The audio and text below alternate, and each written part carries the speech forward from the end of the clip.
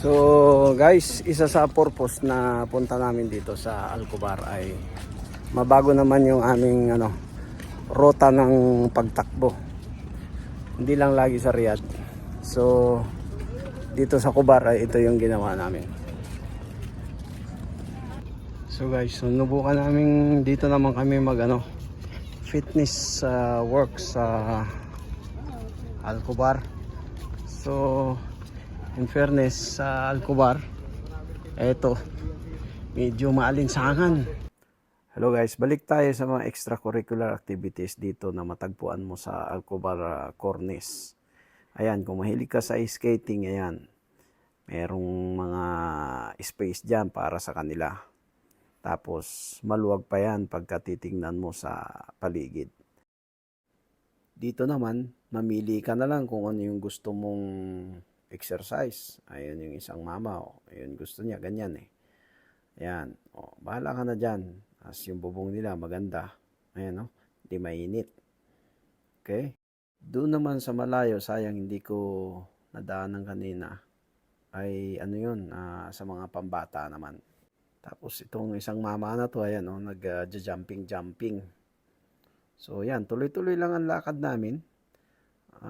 Meron pa akong marami nakikita ditong mga extracurricular na talagang lahat ay nandito na. Ito, papakita ko sa inyo. Ayan, kung titingnan mo, yan. Nakikita mo yan. Ito ay tawag dito, takbuhan. Track and field baga. Okay? Tapos ayan, may mga halaman pa. Malilibang ka, tapos tadtad ng ilaw. Maliwanag, maayos yung tatakbuhan mo. Ngayon, kung tapos mo kumain, ayan, may basurahan din. Tapos, siyempre, hindi maalis yung marami pang mga kakaibang mga view habang ikaw ay naglalakad. Tapos, ayan, kung ikay naihi o kaya gusto mong gumamit ng palikuran, ayan, kumpleto sila. Tapos, parking. Yan. Lawak niyan. Lawak ng parking. Tapos, ayun, sa dulo kung gusto mo ng kainan. Ayan. Medyo kamahalan niya lang, mga steakhouse. Ayun, hotel. So, napapalibutan sila ng mga pangangailangan ng mga tao kung gusto mo.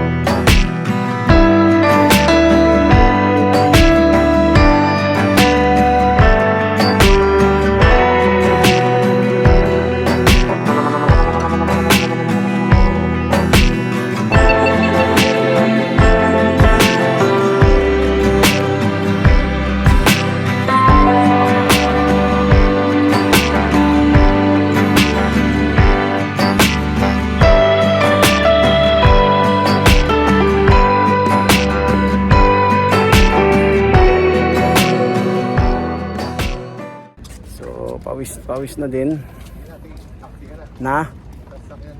oo nga, medyo di na tayo makakabalik nito sa sobrang layo sa sinimula natin.